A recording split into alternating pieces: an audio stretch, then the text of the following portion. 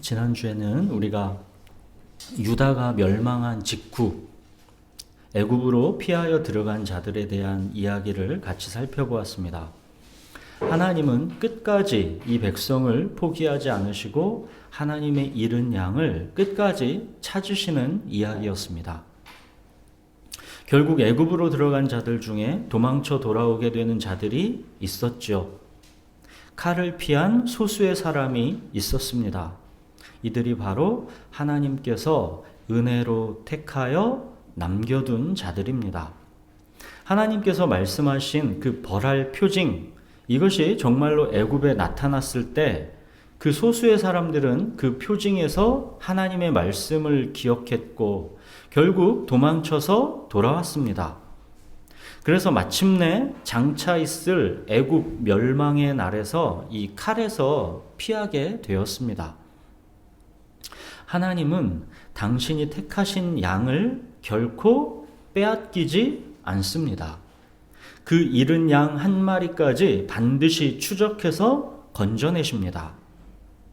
우리는 다 양 같아서 그릇 행하여 각기 제 길로 갔는데 하나님께서는 우리 모두의 죄악을 하나님의 독생자 예수 그리스도에게 담당시키시고 그 속량의 값으로 그 잃은 양을 값주고 다시 사오신 것입니다. 애굽으로 들어간 그 많은 유다 백성들 중에 하나님의 음성을 듣고 도망쳐 나온 사람들, 칼을 피하게 된 사람들은 오직 소수였습니다. 오직 하나님의 택하신 양만이 그 음성을 듣는 것입니다. 왜 하나님의 말씀이 들리는지, 그것은 하나님의 창세전 택하심이라는 하나님의 이 주권적 은혜 말고는 답이 없는 것입니다. 누구든지 예수 그리스도를 믿으면 구원을 얻게 되는데 정작 믿는 자는 소수라는 것입니다. 청함을 받은 자는 많되 택함을 입은 자는 적습니다.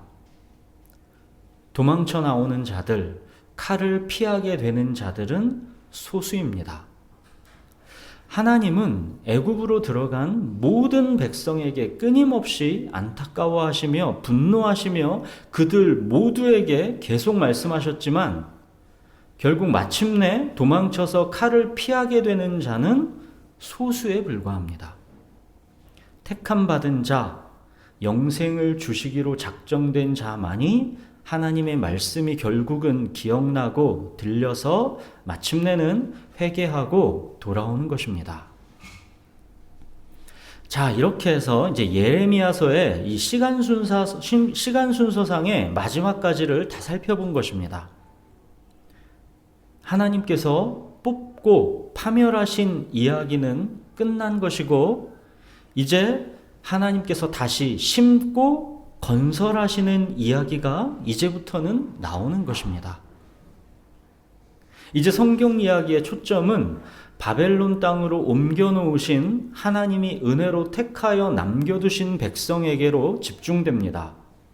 좋은 무화과로 여겨서 바벨론 땅으로 옮겨놓으신 하나님의 백성, 그들이 이제 어떻게 다시 심고 건설되는지 거기에 성경은 이제 초점을 맞춥니다. 예레미야 50장에서 51장은 바벨론 멸망에 대한 하나님의 말씀입니다. 하나님께서 당신의 백성을 뽑고 파멸하는데 바벨론을 도구로 사용하셨지만 그렇게 하나님의 목적이 이제 달성되고 나서는 그 바벨론은 자기가 행한 그 포악한 행위대로 심판을 받게 된다는 것입니다. 이 세상 역사의 주권자는 오직 하나님이시지 세상의 강대국들이 아니다라는 것을 분명히 기억하라는 하나님의 말씀인 것이죠. 바벨론의 포로로 끌려가 있는 백성들에게 그 바벨론을 하나님께서 멸망시켜 영원한 폐허가 되게 하겠다 하시는 말씀을 보내주신 것입니다. 그 바벨론이 결코 영원하지 않다는 것입니다. 이게 말이 쉽지 믿기는 쉽지가 않습니다. 그 당시 바벨론이 얼마나 어마어마한 강대국이었는데 그 바벨론이 멸망한다라는 것은 가히 상상할 수가 없는 것이죠. 일제강점기에 일본으로 끌려가서 살고 있는데 그 일본이 몇십 년 안에 멸망할 것이고 너희는 해방될 것이다. 그렇게 누가 하나님의 말씀이라고 그렇게 전했다면 그게 그 상황에서 정말 믿어지겠습니까? 포로된 내 상황을 넘어 하나님의 말씀이 더 분명한 현실이라는 것, 이게 믿어지겠냐는 것이죠. 바벨론에서 포로로 끌려가 살아가는 하나님의 백성들, 이 그림은 오늘날 이 세상에서 하나님의 백성으로 살아가는 우리 그리스도인들의 모습과 비슷한 면이 아주 많다는 것이 보이실 것입니다. 우리는 종종 착각합니다. 하나님은 교회 안에서만 하나님인 줄 압니다. 그리스도인들에게만 하나님인 줄 압니다. 그래서 심지어는 거대한 세상에 위축돼서 그리스도인인 것을 부끄러워 숨기는 그러한 사람들도 있습니다. 전혀 그렇지가 않습니다. 하나님은 온 세상의 창조주이시고 주권자이십니다. 이 세상의 주권자도 하나님이시지 이 세상의 권력자들이 아니라는 것을 우리가 반드시 기억하고 살아야 합니다. 하나님께 중요한 것은 하나님의 백성이 이 세상에서 어떻게 살아가는가입니다. 다른 모든 이 세상의 조건과 환경들은 하나님의 백성을 둘러싸고 있는 배경에 불과합니다. 하나님은 당신의 자녀들의 징계와 연단을 위해 바벨론에서 하나님의 이름이 조롱당하는 것도 개의치 않으셨습니다. 바벨론은 끌려온 하나님의 백성들을 보고 무슨 생각을 했겠습니까? 저들의 하나님은 별로 능력이 없구만. 자기 백성을 지킬 힘도 없구만. 이런 생각을 했겠죠. 하나님의 이름이 바벨론에서 조롱받는 것입니다. 그러나 하나님은 전혀 이런 거를 개의치 않으셨습니다. 하나님은 자기 백성을 뽑고 파멸해서 다시 심고 건설하시는 것, 이것만 하나님께는 중요하기 때문입니다. 바벨론이 어떻게 생각하는가는 하나님께 전혀 관심 대상이 아닙니다. 징계와 연단이라는 하나님의 목적이 성취되었으면 바벨론은 이제 그 행위대로 심판을 받고 멸망하는 것만이 남은 것입니다. 하나님의 정하신 때 그 70년이 차면 바벨론은 완전히 멸망합니다.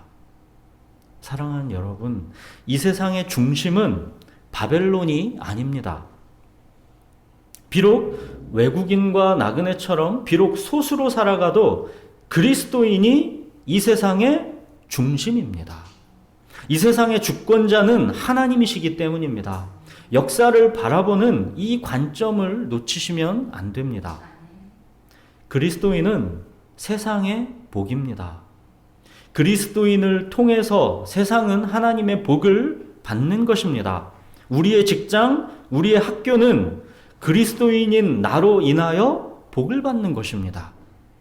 애굽으로 끌려간 요셉을 통해 애굽이 복을 받았고 바벨론으로 끌려간 다니엘을 통해 바벨론이 복을 받지 않았습니까?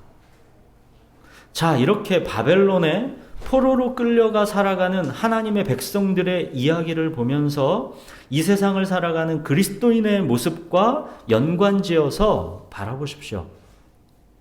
그리고 그들이 본향 이 예루살렘으로 돌아오는 것을 소망하는 것은 우리 그리스도인들이 주님 계신 본향 새 예루살렘 천국을 소망하는 것과 연관지어서 바라보시면 되는 것입니다. 자, 오늘 본문은 바벨론 멸망에 대한 하나님의 말씀 중에 한 부분입니다. 우리 본문을 같이 읽겠습니다. 예레미야 50장 17절부터 20절을 번갈아 읽겠습니다. 이스라엘은 흩어진 양이라 사자들이 그를 따르도다. 처음에는 아수르 왕이 먹었고 다음에는 바벨론의 느부갓네살 왕이 그의 뼈를 꺾도다. 그러므로 만군의 여호와 이스라엘의 하나님이 이와 같이 말하노라. 보라, 내가 아수르의 왕을 벌한 것 같이 바벨론의 왕과 그 땅을 벌하고 이스라엘을 다시 그의 목장으로 돌아가게 하리니 그가 갈멜과 바산에서 양을 기를 것이며 그의 마음이 에브라임과 길르앗 산에서 만족하리라. 여호와의 말씀이니라. 그날 그때에는 이스라엘의 죄악을 찾을지라도 없겠고 유다의 죄를 찾을지라도 찾아내지 못하리니 이는 내가 남긴 자를 용서할 것이니라. 17절 보시면 아수르에게 멸망당한 북이스라엘, 또 바벨론에 멸망당한 남유다가 나오죠. 18절 보시면 이 북이스라엘을 멸망시킨 아수르는 이미 바벨론에게 멸망당했습니다. 하나님은 이제 이 바벨론도 아수르와 마찬가지 신세가 되게 하겠다라는 것입니다. 그렇게 해서 흩어진 양인 이스라엘을 다시 그의 목장으로 돌아오게 하신답니다. 20절 보십시오. 여호와의 말씀이니라. 그날 그때에는 이스라엘의 죄악을 찾을지라도 없겠고 유다의 죄를 찾을지라도 찾아내지 못하리니 이는 내가 남긴 자를 용서할 것임이라. 뽑고 파멸하는 하나님의 징계가 끝나고 이제 다시 심고 건설하시는 하나님의 일이 시작된다라는 것입니다. 오늘은 하나님의 말씀 중에서 내가 남긴 자를 용서할 것임이라, 이 부분을 집중적으로 보겠습니다. 하나님의 백성이라 했던 북이스라엘도 멸망했고 남유다도 멸망했습니다. 그렇다면 하나님의 백성들은 어떤 영적 혼란에 빠졌겠습니까? 그 당시 하나님의 백성이라고 스스로를 철석같이 믿고 있던 그들에게 나라가 멸망했다라는 것은, 약속의 땅에서 쫓겨났다라는 것은 단지 육체의 고통만이 아니라 심각한 영적인 절망을 의미하는 것입니다. 그들은 자기들이 아브라함의 자손인데 하나님의 언약 백성인데 하나님의 약속은 그럼 취소된 것인가? 이 혼란과 절망에서 영적으로 허우적거릴 수밖에 없던 것입니다. 바로 이때부터 구약의 역사 속에서 이제 남은 자 사상이 피어나기 시작합니다. 하나님의 언약을 바라보는 새로운 관점에 눈이 뜨이기 시작하는 것입니다. 북이스라엘은 아수르에 멸망당하고 남유다는 바벨론에 멸망당하고, 그렇다면 하나님의 약속은 폐하여진 것인가? 이 질문에 대한 답이 여기저기 이제 선지자들을 통해 나오기 시작했던 것입니다. 하나님의 약속이 진정 무엇이었는지가 새롭게 깨달아지길 시작한 것입니다. 지금 이 상황은 예수님이 오시고 나서의 초대교회 시대에도 마찬가지였습니다. 하나님의 언약 백성이라 하는 유대인들이 예수님을 대부분 믿지 않았죠. 그렇다면 그동안의 하나님의 약속은 어떻게 된 것이냐는 것입니다. 하나님의 언약 백성인 유대인들이 막상 예수님이 오셨는데 예수님을 믿고 구원에 이르지 못한다면 도대체 하나님의 약속은 어떻게 흘러가느냐는 것입니다. 당연히 이런 질문이 나올 수밖에 없지 않겠습니까? 그러나 우리가 우선 기억해야 하는 것은 대부분의 유대인들이 예수님을 핍박하고 믿지 않았던 것은 사실이지만, 또한 중요하게 잊지 말아야 할 사실은 초대교회 거의 모든 그리스도인들은 다 유대인이었습니다. 그 유대인 그리스도인들을 통해 복음이 온 세상으로 퍼져나가기 시작한 것입니다. 당장 예수님의 제자들이 다 유대인이었고 바울이 유대인 중에 유대인 아닙니까? 그리고 그 바울은 선교 활동을 할 때 항상 유대인 회당을 중심으로 복음을 전하면서 그 복음이 이방인에게로 확대되도록 하는 전략을 구사했습니다. 그 당시 그리스 지역, 터키 지역 등으로 널리 퍼져 있는 그 유대인들을 거점으로 해서 기본적으로는 복음이 온 세상의 이방인들에게로 유대인을 통해 퍼져나갔던 것입니다. 예수님을 믿는 유대인들이 분명히 많이 있었고, 또한 바로 그 유대인 그리스도인들을 통해 초대교회가 그 터를 굳건하게 했다라는 것입니다. 수많은 유대인들이 예수님을 거부했지만 그것이 하나님의 약속이 취소된 것과는 상관없다라는 것입니다. 칼을 피한 소수의 남은 자들이 있었던 것과 마찬가지로 예수 그리스도를 믿는 유대인들, 그 남은 자들이 여전히 있었던 것입니다. 구약에서도 신약에서도 하나님의 약속은 원래부터가 혈통을 타고 이어져 내려온 게 아니라는 겁니다. 우리 로마서를 오늘은 같이 보겠습니다. 로마서 9장을 한번 보십시오. 로마서에다가 이렇게 뭘로 표를 해놓으세요. 로마서를 계속 왔다 갔다 할 겁니다. 로마서 9장 6절부터 8절을 한번 보십시오. 제가 읽겠습니다. 그러나 하나님의 말씀이 폐하여진 것 같지 않도다. 이스라엘에게서 난 그들이 다 이스라엘이 아니요 또한 아브라함의 씨가 다 그의 자녀가 아니라 오직 이삭에게로부터 난 자라야 내 씨라 불리리라 하셨으니 곧 육신의 자녀가 하나님의 자녀가 아니요 오직 약속의 자녀가 씨로 여기심을 받느니라. 하나님께서 창세전에 택하신 약속의 자녀, 그거는 아브라함의 혈통을 타고 내려오는 게 원래부터가 아니라는 것입니다. 똑같은 아브라함의 자녀 중에서도 이스마엘이 아니라 이삭이 약속의 자녀라는 것입니다. 이렇게 말하면 이런 반문하는 사람들이 있습니다. 이스마엘은 종이었던 하갈의 자식이고 이삭은 본처 사라의 자식이니까 그런 거 아니겠느냐. 그래서 바울은 그 밑에서 더 분명하게 못을 박습니다. 좋다. 그럼 이거는 어떠냐 하면서 바울이 더 말을 이어갑니다.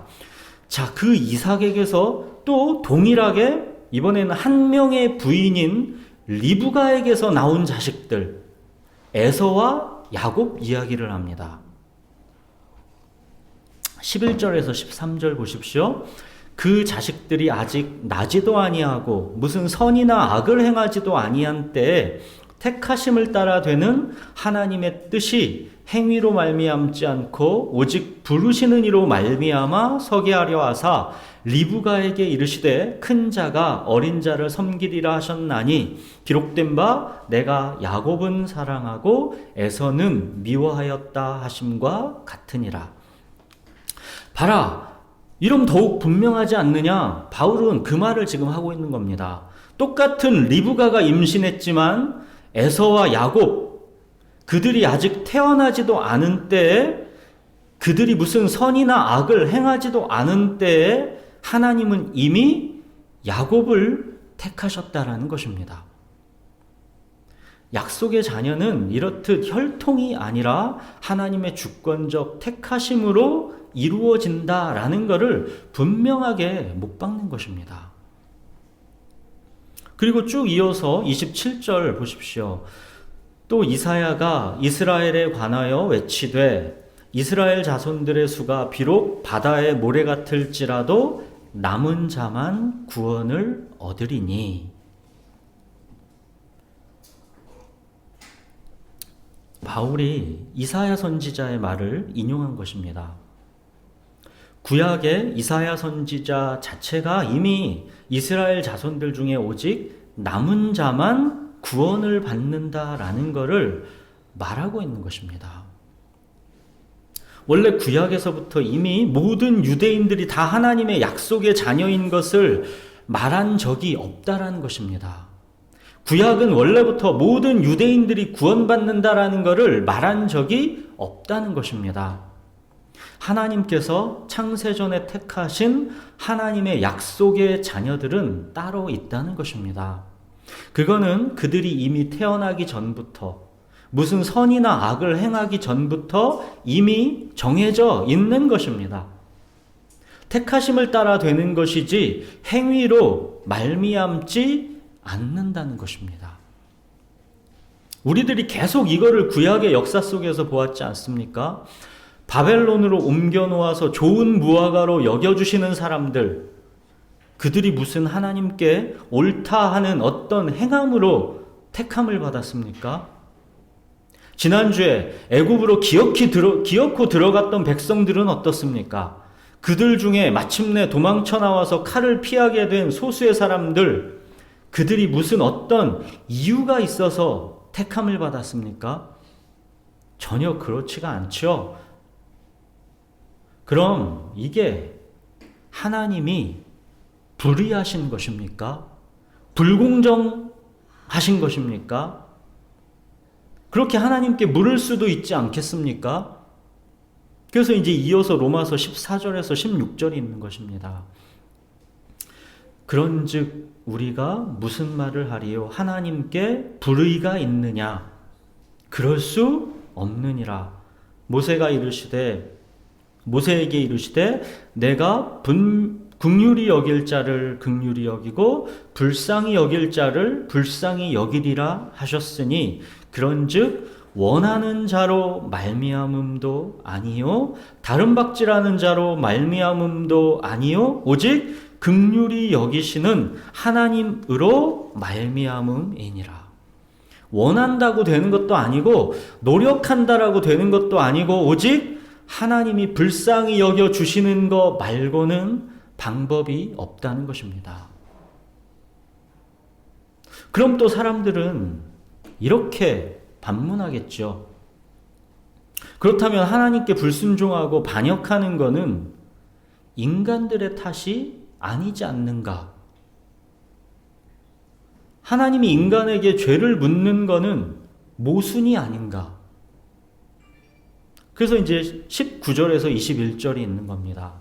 혹 네가 내게 말하기를 그러면 하나님이 어찌하여 허물을 하시느냐? 누가 그 뜻을 대적하느냐 하리니 이 사람아 네가 누구이기에 감히 하나님께 반문하느냐?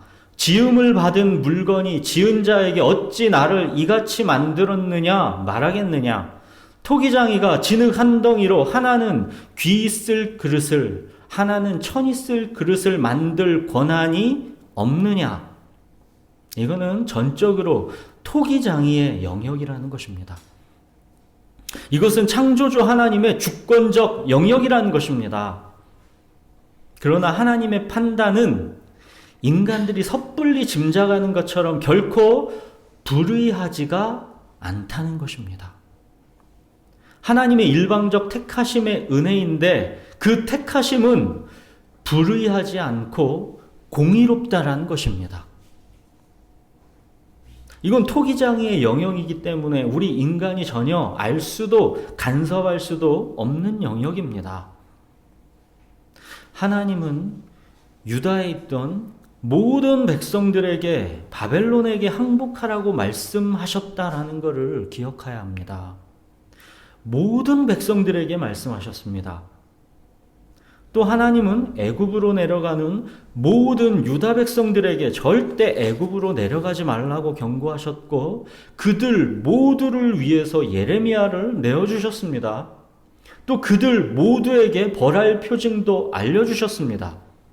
하나님은 보십시오. 항상 모두에게 말씀하십니다. 누구든지에게 기회를 주십니다.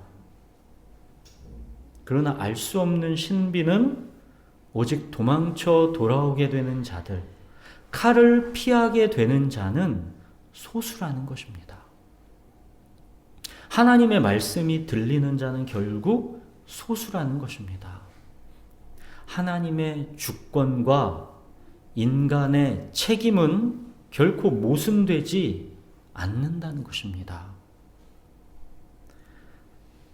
자, 그렇게 하나님께서 택하신 자, 하나님이 주권적으로 좋은 무화과로 여겨주신 자들에게 이제 뭐라고 말씀하시는지 이제 오늘 본문 예레미야 50장 20절 다시 한번 읽어보겠습니다.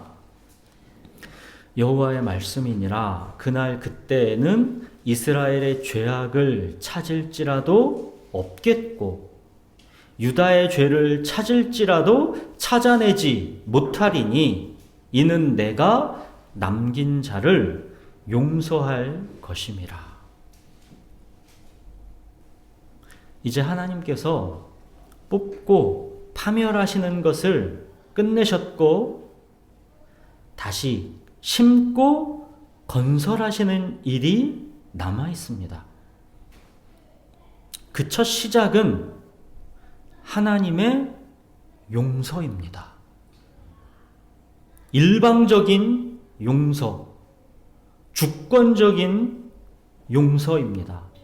하나님의 용서입니다. 이 용서에 용서받는 자가 관여할 수 있는 건 일도 없습니다. 전적으로 하나님의 주권적인 일방적인 용서입니다. 그들은 여전히 선을 행할 능력이 없습니다. 죄를 짓지 않을 능력이 없습니다. 그러나 하나님은 그들의 죄를 찾아낼 수 없게 하신답니다. 다 용서하시겠다 하십니다. 예레미야가 이 말을 했다는 것은 참 놀라운 것입니다. 예레미야는 이 백성의 죄를 그동안 어떻다고 해왔습니까? 구스인이 그의 피부를, 표범이 그의 반점을 변하게 할 수 있느냐? 할 수 있을진데 악에 익숙한 너희도 선을 행할 수 있으리라. 절대 못한다라는 거죠. 만물보다 거짓되고 심히 부패한 것은 마음이라. 누가 능히 이를 알리오마는 나 여호와는 심장을 살피며 폐부를 시험하고 각각 그의 행위와 그의 행실대로 보응하나니. 하나님은 그 인간의 마음, 그 중심이 이미 거짓되고 부패했다라는 것을 정확하게 알고 계신다라는 것입니다. 세월이 지나갈수록 우리들이 뚜렷하고 분명하게 알게 되는 것, 바로 이거 아니던가요? 만물보다 거짓되고 심히 부패한 게 내 마음이죠. 정말 내 안에는 선한 것이 없지 않던가요?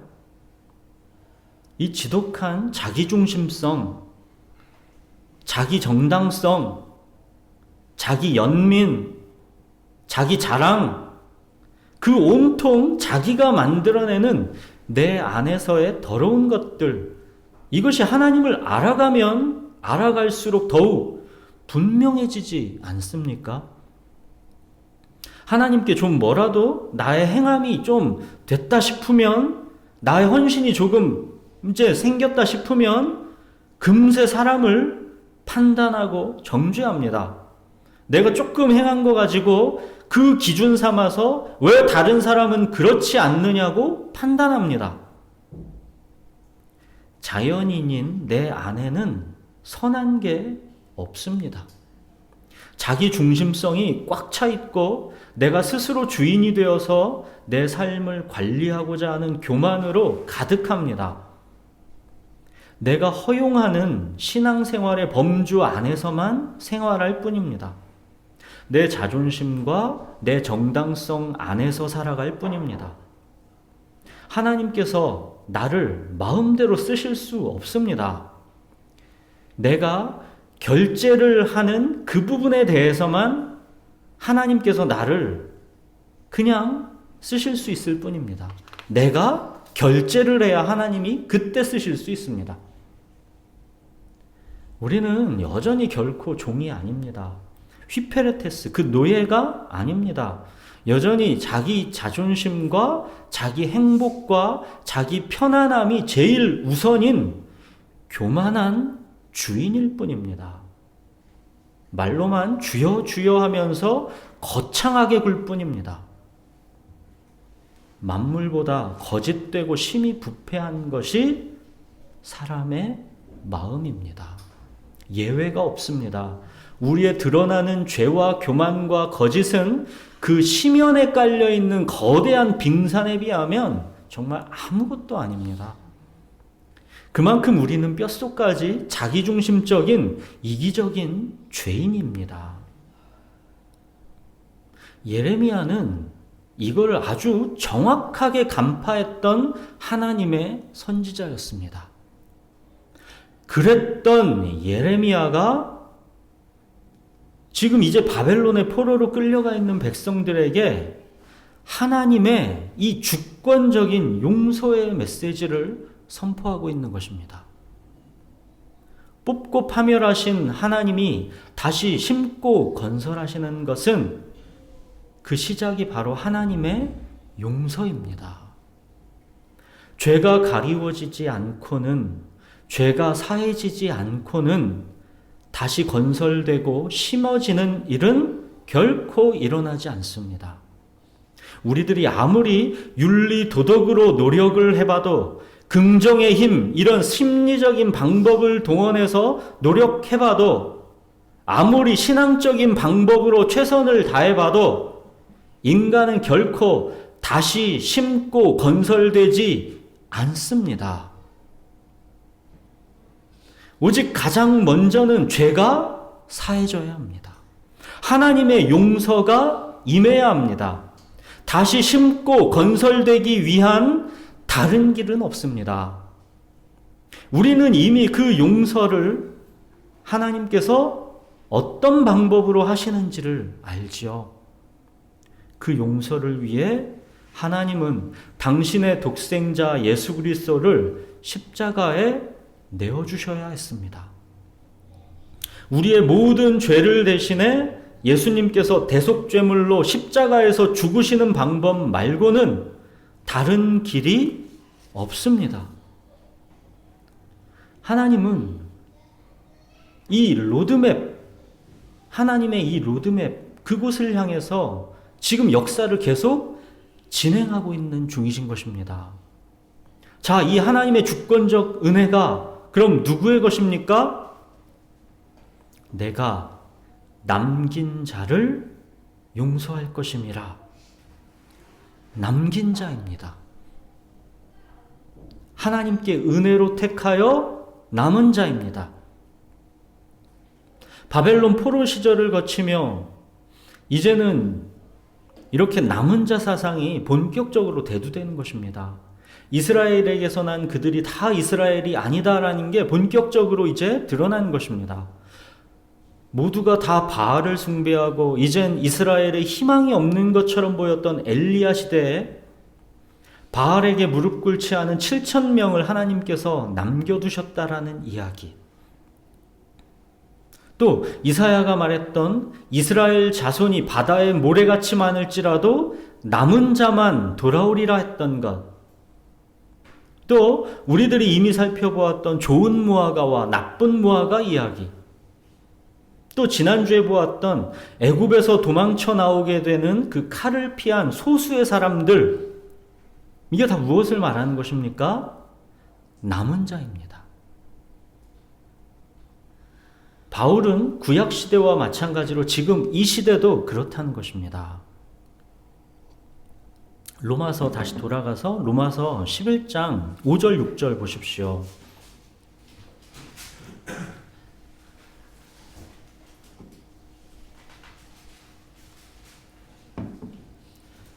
11장 5절 6절은 같이 읽겠습니다. 그런즉 이와 같이 지금도 은혜로 택하심을 따라 남은 자가 있느니라. 만일 은혜로 된 것이면 행위로 말미암지 않음이니 그렇지 않으면 은혜가 은혜되지 못하느니라. 사랑하는 여러분, 남은 자를 성경에서 말할 때는 항상 은혜와 짝을 이룹니다. 은혜로 택하여 남겨지는 것이지 우리의 어떤 의로운 행위로 선발돼서 남는 게 아닙니다. 내가 무엇을 해서 하나님이 요구하시는 자격 조건을 통과해서 내가 바알에게 무릎 꿇지 않는 어떤 믿음의 신념을 보여서 그렇게 내 자격으로 남는 게 아닙니다. 우리들이 구약의 역사를 계속 보아왔죠. 하나님께서 주권적 은혜로 택해서 남겨주시는 것이지 결코 우리 안에 어떤 선함으로 하나님이 요구하시는 자격을 우리가 갖추게 되는 게 아닙니다. 오늘 본문도 보십시오. 하나님께서 남긴 자를 일방적으로 죄를 사해 주시고 용서해 주신다는 것입니다.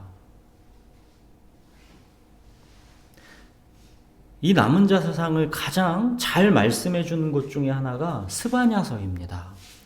스바냐는 요시야 왕 시대에 활동했던 선지자입니다. 하나님께서 다가올 주의 날에 모든 나라를 심판하실 것이고 유다도 물론 심판하실 것을 그렇게 선포했습니다. 그러나 하나님은 주의 백성을 남겨두실 것이다 라는 약속을 하고 있습니다. 스바냐서 보면 이런 말씀이 나옵니다. 한번 찾아보겠습니다. 이 스바냐서도 이 구약 1309페이지입니다. 스바냐서 구약 1309페이지.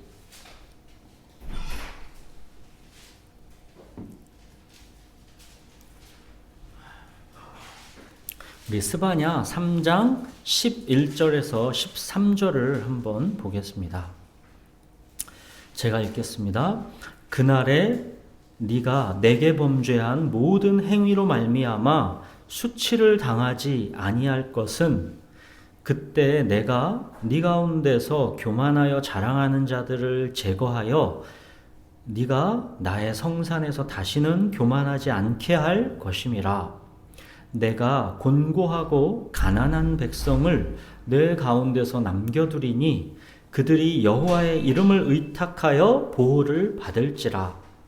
이스라엘의 남은 자는 악을 행하지 아니하며 거짓을 말하지 아니하며 입에 거짓된 혀가 없으며 먹고 누울지라도 그들을 두렵게 할 자가 없으리라.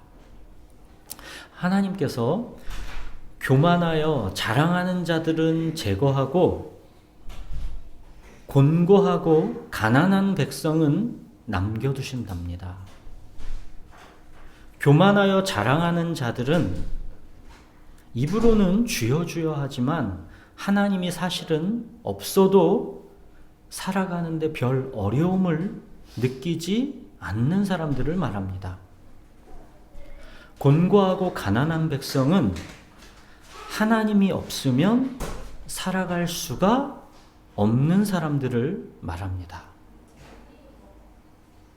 항상 순서를 조심하십시오.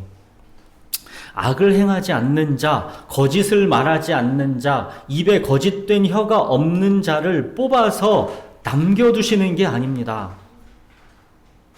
그랬으면 어느 누구도 남은 자가 되지 못하겠죠. 의인은 없나니 하나도 없습니다. 11절 12절 또 보십시오. 이미 범죄한 모든 행위가 이미 범죄한 곤고하고 가난한 백성을 하나님의 주권적 은혜로 택해서 남겨두시는 것입니다.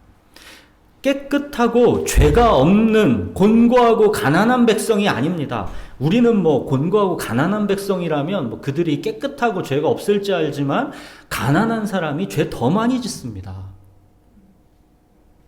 깨끗하고 죄가 없는 곤고하고 가난한 백성은 없습니다.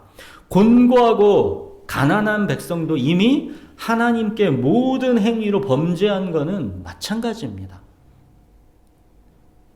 그러나 그 남은 자를 하나님께서 어떤 일을 그들에게 행하셔서 그들이 이제 악을 행하지 않게, 또 거짓을 말하지 않게, 또 입에 거짓된 혀가 없게 그들을 그렇게 만들어 주신다라는 뜻입니다. 하나님께서 은혜로 택하여 남겨두시는 자에게 이제 장차 행하실 그 어떤 일, 그거가 뭔지는 우리가 이제 다음 주에 살펴볼 것입니다. 하나님은 그 은혜로 택하여 남겨두시는 자, 그 곤고하고 가난한 백성에게 이제 이어서 말씀하십니다. 스바냐 3장 16절, 17절 보십시오. 이거는 우리들이 알고 보면 다 알았던 말씀입니다. 그날에 사람이 예루살렘에 이르기를 두려워하지 말라. 시온아 내 손을 늘어뜨리지 말라. 너의 하나님 여호와가 너의 가운데 계시니 그는 구원을 베푸실 전능자이시라. 그가 너로 말미암아 기쁨을 이기지 못하시며 너를 잠잠히 사랑하시며 너로 말미암아 즐거이 부르며 기뻐하시리라 하리라.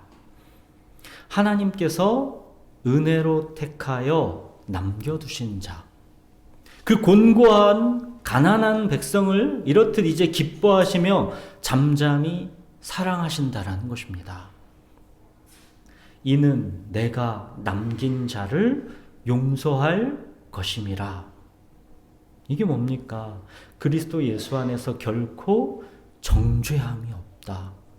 그리스도 예수 안에서 하나님에 있는 그 사랑에서 너를 아무것도 끊을 수가 없다. 내가 남긴 자를 용서할 것이라. 이 말이죠. 이것이 하나님께서 그 택하신 자들을 뽑고 파멸시킨 다음 다시 심고 건설하시는 하나님의 꿈, 하나님의 비전입니다.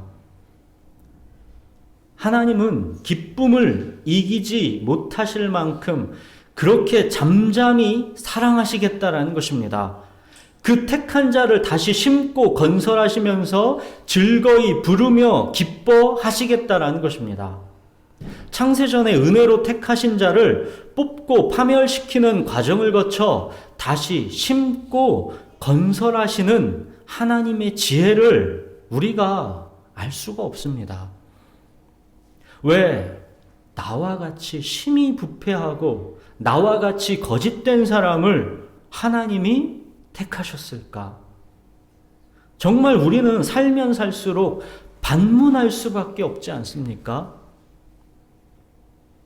그러나 하나님의 은사와 부르심에는 후회하심이 없습니다.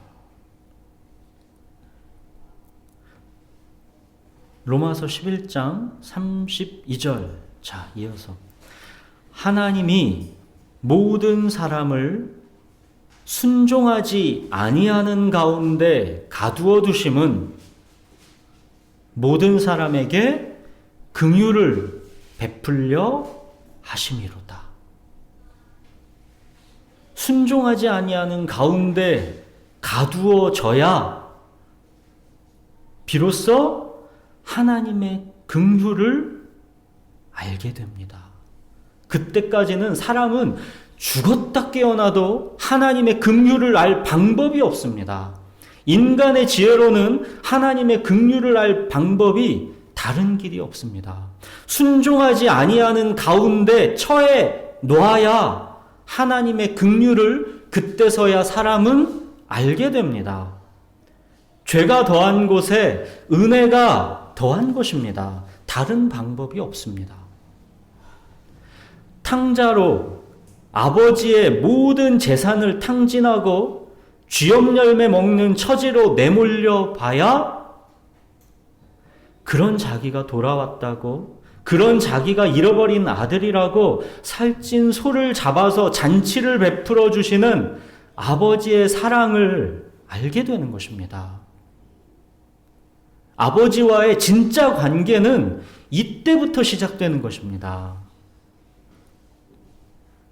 그가 나로 말미암아 기쁨을 이기지 못하시며 나를 잠잠히 사랑하시며 나로 말미암아 즐거이 부르며 기뻐하신다라는 것, 내 아버지가 나에 대해서 이렇다라는 것, 이것을 아버지와 함께 살면서도 큰아들과 탕자 둘 다 몰랐죠. 그러나 집 떠났다 돌아온 탕자는 이제 아는 겁니다. 아버지가 나로 말미암아 기쁨을 이기지 못하시고 나를 잠잠히 사랑하시고 나로 말미암아 즐거이 부르며 기뻐하신다라는 것, 이것이 뭔지를 이제 가슴으로 알게 된 것입니다. 아버지와의 이 관계가 이제는 정말로 시작된 것입니다. 사랑하는 여러분, 우리 자연인의 의라고 해봤자 이거는 다 더러운 옷 같은 것입니다. 이사야에 보면 무릇 우리는 다 부정한 자 같아서 우리의 의는 다 더러운 옷 같으며 우리는 다 잎사귀같이 시들므로 우리의 죄악이 바람같이 우리를 몰아가나이다.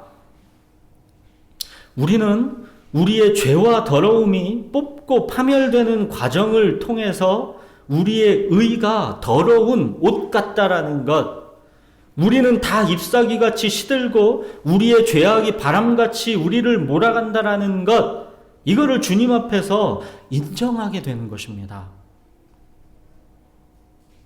하나님은 돌아온 탕자에게 살찐 소를 잡아주시고 정말 제대로 된 아버지와 아들의 관계가 이제 다시 심고 건설되는 것, 바로 이 지점을 향해서 하나님은 우리 개인의 역사, 이 세상의 역사를 주관해 가시는 것입니다. 하나님은 우리와 이 관계를 원하시는 것입니다. 바울은 이 신비로운 하나님의 주권과 섭리를 로마서에서 이렇게 표현했습니다. 로마서 이어서 11장 33절에서 36절 보십시오.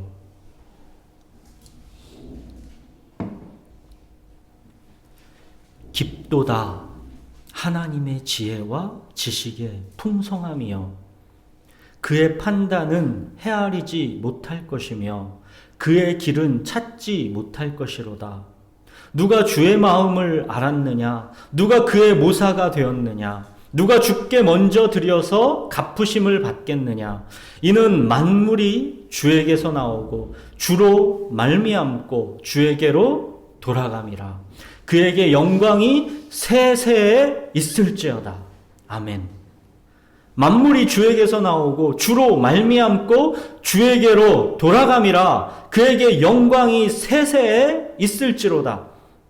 바울은 이 영광의 감탄 말고는 하나님의 이 주권적 은혜 앞에서 할 말이 없는 것입니다. 사랑하는 여러분, 하나님의 이 주권적 은혜 안에서 자라가십시오. 날마다 나의 곤고함과 가난함을 인식하십시오. 천국은 곤고하고 가난한 자의 것입니다. 예수님은 부유한 자들을 위하여 오시지 않았습니다. 교만하고 자랑하는 자들을 위해 오시지 않았습니다. 주의 성령이 내게 임하셨으니 이는 가난한 자에게 복음을 전하게 하시려고 내게 기름을 부으시고 나를 보내사 포로된 자에게 자유를, 눈먼 자에게 다시 보게 함을 전파하며 눌린 자를 자유롭게 하고 주의 은혜의 해를 전파하게 하려 하심이라. 가난한 자가 복이 있습니다. 천국이 바로 이 가난한 자들의 것이기 때문입니다. 예수님의 눈은, 마음은 항상 가난하고 곤고한 자들에게 향하여 있습니다. 자, 그럼 가난하고 곤고한 백성, 하나님께서 남겨두신 자가 그럼 이 땅을 어떤 마음으로 살아가야 하는지, 이거를 이제 살펴보고 마치겠습니다. 우리 예레미야 이어서 51장 50절 한 절 한번 보십시오. 예레미야 51장 50절.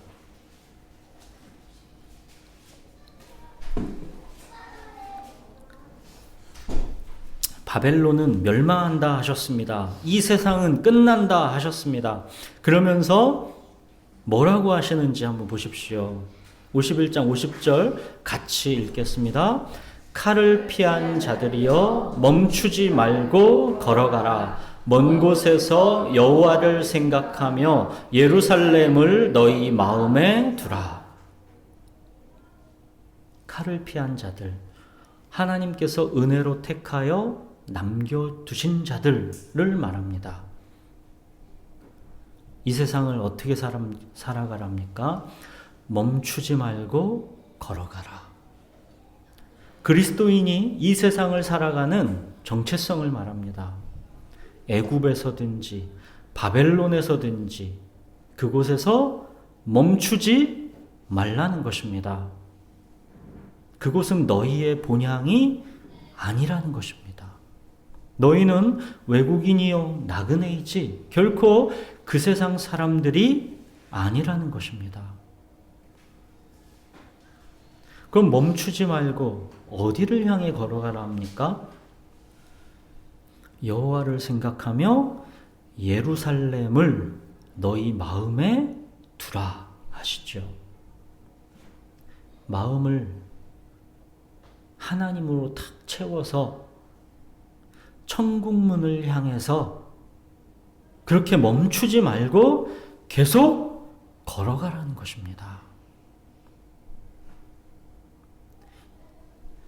이 세상이 너무 만족해서 행복해서 안락하고 편안해서 계속 머물고만 싶을 때도 있겠지만 또는 이 세상 너무 어렵고 힘들어서 철푸덕 주저앉아 될 대로 되라는 식으로 다 포기하고 싶을 때도 있겠지만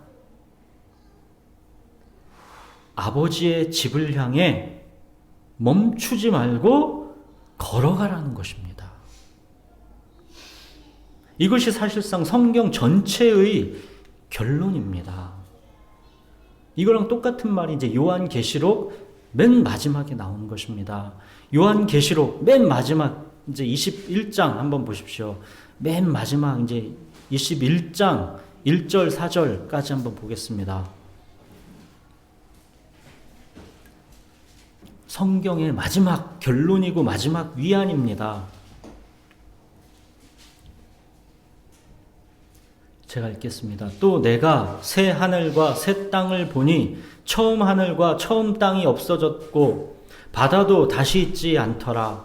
또 내가 보매 거룩한 성 새 예루살렘이 하나님께로부터 하늘에서 내려오니 그 준비한 것이 신부가 남편을 위하여 단장한 것 같더라. 내가 들으니 보좌에서 큰 음성이 나서 이르되 보라, 하나님의 장막이 사람들과 함께 있음에 하나님이 그들과 함께 계시리니 그들은 하나님의 백성이 되고 하나님은 친히 그들과 함께 계셔서 모든 눈물을 그 눈에서 닦아주시니 다시는 사망이 없고 애통하는 것이나 곡하는 것이나 아픈 것이 다시 있지 아니하리니 처음 것들이 다 지나갔음이러라. 하나님께서 가난하고 곤고한 백성을 은혜로 택하여 남겨두셨고 그들을 위하여 새 예루살렘을 준비하셨습니다. 그곳은 완전하게 하나님께서 함께 하시며 하나님의 백성됨이 충만하게 누려지는 곳입니다. 하나님은 마침내 그곳에서 모든 눈물을 그 눈에서 닦아주십니다. 다시는 두려웠던 사망이 없고 애통하는 것이나 통곡하는 게 없습니다. 그곳은 아픈 것도 다시 있지 않습니다. 지금 이곳에 불완전한 것들은 다 지나가고 완전한 부활의 몸으로 마침내 본향에서 이제 살아가는 것입니다. 사랑하는 여러분, 이것이 은혜로 택하여 남겨두신 자들을 위한 하나님의 로드맵입니다. 우리는 아직 아버지의 집에 도착하지 않았습니다.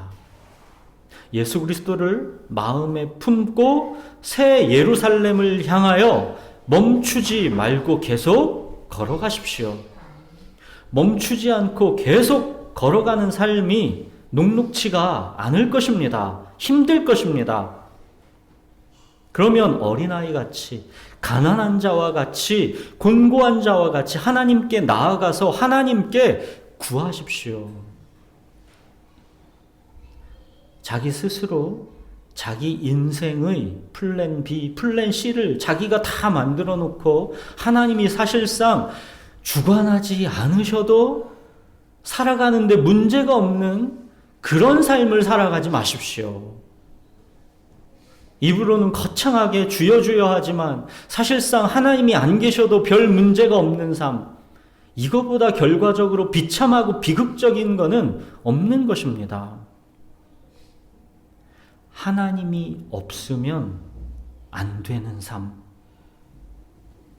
하나님이 없으면 가난하고 곤고해서 주저앉을 수밖에 없는 삶, 그러나 하나님이 계시면 세상 부러울 것이 없고 모든 것을 다 가진 자가 되는 그런 삶이 가장 복된 삶입니다. 주는 나의 주님이시오니 주밖에는 나의 복이 없습니다. 이 고백을 마음에 품고 새 예루살렘을 향해서 멈추지 말고 계속 걸어가십시오. 우리 기도하겠습니다.